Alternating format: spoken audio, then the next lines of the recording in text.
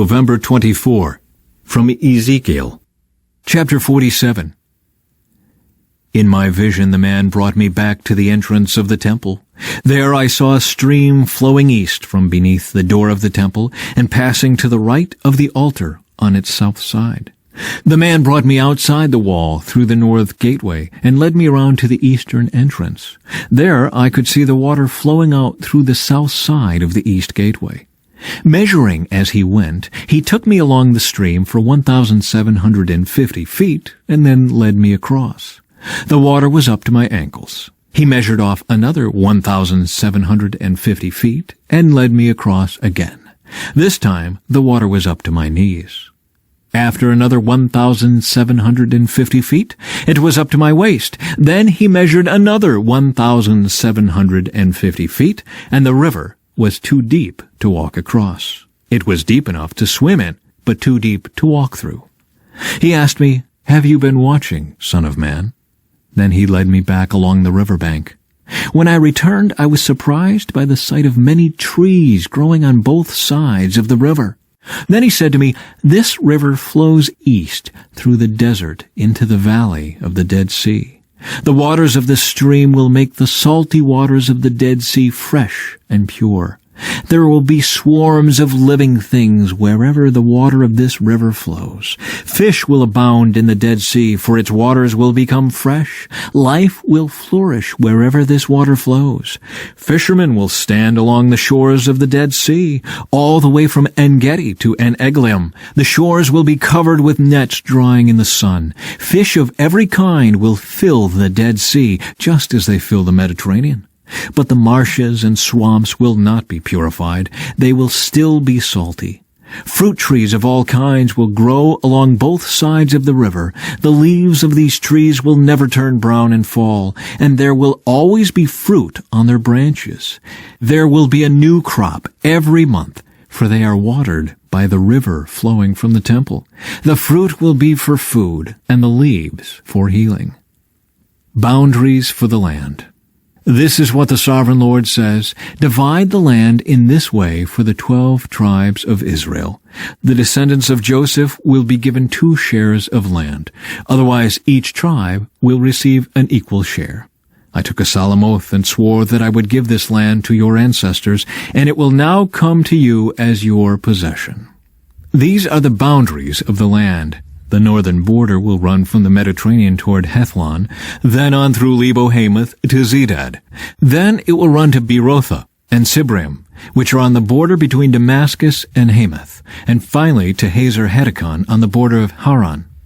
So the northern border will run from the Mediterranean to Hazar-Enan on the border between Hamath to the north and Damascus to the south. The eastern border starts at a point between Haran and Damascus and runs south along the Jordan River between Israel and Gilead, past the Dead Sea, and as far south as Tamar. This will be the eastern border. The southern border will go west from Tamar to the waters of Meribah at Kadesh, and then follow the course of the brook of Egypt to the Mediterranean.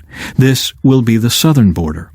On the west side, the Mediterranean itself will be your border from the southern border to the point where the northern border begins, opposite Lebo-Hamath. Divide the land within these boundaries among the tribes of Israel. Distribute the land as an allotment for yourselves and for the foreigners who have joined you and are raising their families among you. They will be like native-born Israelites to you and will receive an allotment among the tribes. These foreigners are to be given land within the territory of the tribe with whom they now live. I, the Sovereign Lord, have spoken. Here is the list of the tribes of Israel and the territory each is to receive. The territory of Dan is in the extreme north. Its boundary line follows the Hethlon road to Lebo-Hamath and then runs on to Hazar-Enan on the border of Damascus, with Hamath to the north. Dan's territory extends all the way across the land of Israel from east to west. Asher's territory lies south of Dan's and also extends from east to west. Naphtali's land lies south of Asher's, also extending from east to west. Then comes Manasseh, south of Naphtali, and its territory also extends from east to west. South of Manasseh is Ephraim, and then Reuben, and then Judah, all of whose boundaries extend from east to west.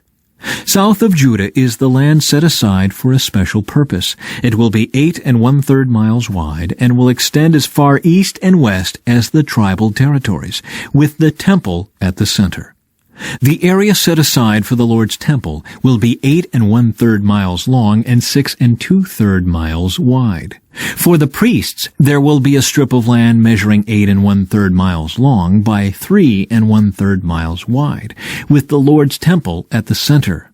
This area is set aside for the ordained priests, the descendants of Zadok, who served me faithfully and did not go astray with the people of Israel and the rest of the Levites. It will be their special portion when the land is distributed, the most sacred land of all. Next to the priest's territory will lie the land where the other Levites will live. The land allotted to the Levites will be the same size and shape as that belonging to the priests, 8 1/3 miles long and 3 1/3 miles wide. Together these portions of land will measure 8 1/3 miles long by 6 2/3 miles wide. None of this special land may ever be sold or traded or used by others, for it belongs to the Lord. It is set apart as holy. An additional strip of land 8 1/3 miles long by 1 2/3 miles wide, south of the sacred temple area, will be allotted for public use, homes, pasture lands, and common lands, with a city at the center. The city will measure 1.5 miles on each side, north, south, east, and west. Open lands will surround the city for 150 yards in every direction. Outside the city, there will be a farming area that stretches 3 1/3 miles to the east and 3 1/3 miles to the west along the border of the sacred area. This farmland will produce food for the people working in the city.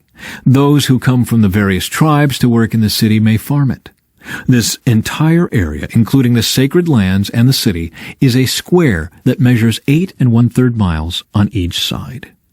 The areas that remain to the east and to the west of the sacred lands and the city will belong to the prince. Each of these areas will be 8 1/3 miles wide, extending in opposite directions to the eastern and western borders of Israel, with the sacred lands and the sanctuary of the temple in the center.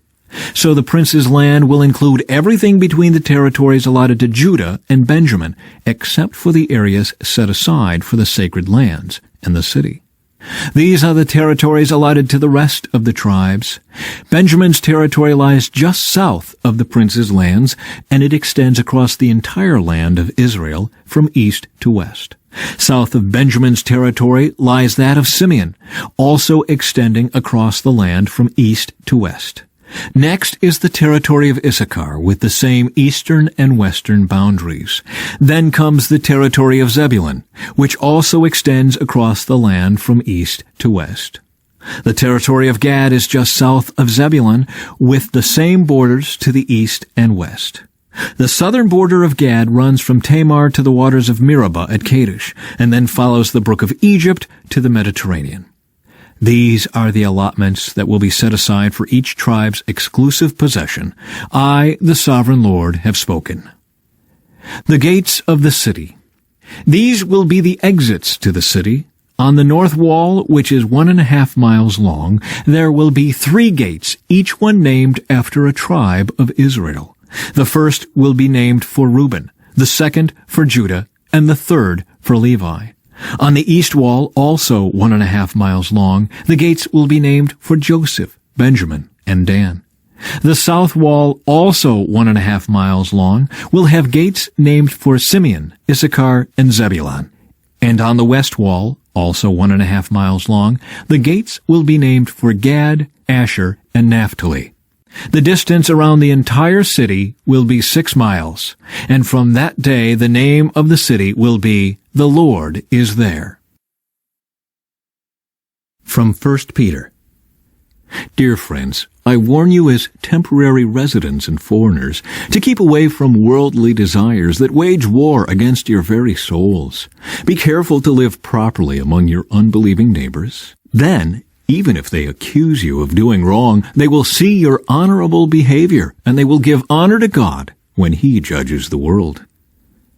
Respecting people in authority.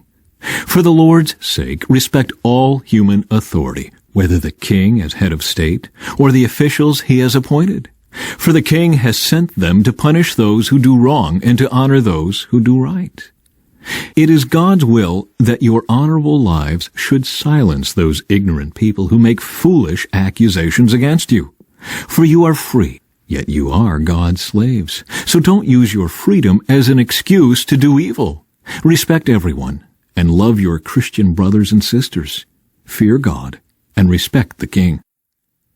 Slaves. You who are slaves must accept the authority of your masters with all respect. Do what they tell you, not only if they are kind and reasonable, but even if they are cruel. For God is pleased with you when you do what you know is right and patiently endure unfair treatment. Of course, you get no credit for being patient if you are beaten for doing wrong, but if you suffer for doing good and endure it patiently, God is pleased with you. For God called you to do good, even if it means suffering, just as Christ suffered for you. He is your example, and you must follow in his steps. He never sinned, nor ever deceived anyone. He did not retaliate when he was insulted, nor threaten revenge when he suffered. He left his case in the hands of God, who always judges fairly. He personally carried our sins in his body on the cross, so that we can be dead to sin and live for what is right. By his wounds you are healed. Once you were like sheep who wandered away, but now you have turned to your shepherd, the guardian of your souls. In the same way, you wives must accept the authority of your husbands. Then, even if some refuse to obey the good news, your godly lives will speak to them without any words. They will be won over by observing your pure and reverent lives. Don't be concerned about the outward beauty of fancy hairstyles, expensive jewelry, or beautiful clothes. You should clothe yourselves instead with the beauty that comes from within, the unfading beauty of a gentle and quiet spirit, which is so precious to God. This is how the holy women of old made themselves beautiful. They trusted God and accepted the authority of their husbands. For instance, Sarah obeyed her husband Abraham and called him her master. You are her daughters when you do what is right without fear of what your husbands might do. Husbands, in the same way, you husbands must give honor to your wives. Treat your wife with understanding as you live together. She may be weaker than you are, but she is your equal partner in God's gift of new life.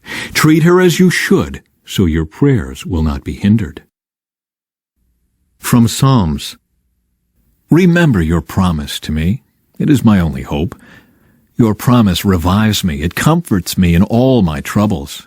The proud hold me in utter contempt, but I do not turn away from your instructions. I meditate on your age-old regulations, O Lord. They comfort me.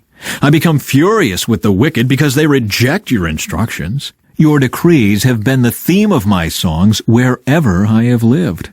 I reflect at night on who you are, O Lord. Therefore I obey your instructions. This is how I spend my life, obeying your commandments.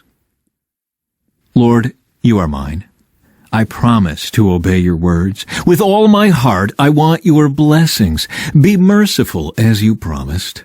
I pondered the direction of my life, and I turned to follow your laws. I will hurry without delay to obey your commands. Evil people try to drag me into sin, but I am firmly anchored to your instructions. I rise at midnight to thank you for your just regulations. I am a friend to anyone who fears you, anyone who obeys your commandments. O Lord, your unfailing love fills the earth. Teach me your decrees. From Proverbs. When the godly succeed, everyone is glad. When the wicked take charge, people go into hiding. People who conceal their sins will not prosper, but if they confess and turn from them, they will receive mercy.